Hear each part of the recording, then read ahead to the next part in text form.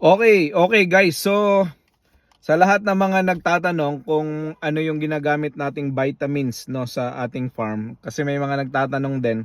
Dalawang klase yung ginagamit natin na vitamins no. So, yung una, yung ginagamit namin na una ay yung tinatawag na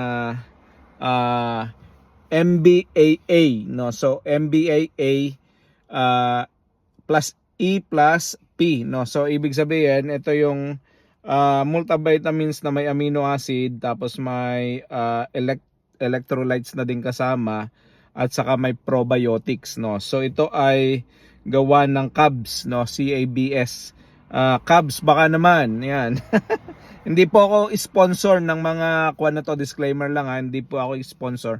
Ito lang po yung mga ginagamit namin. So ito pong vitamins nito ay ang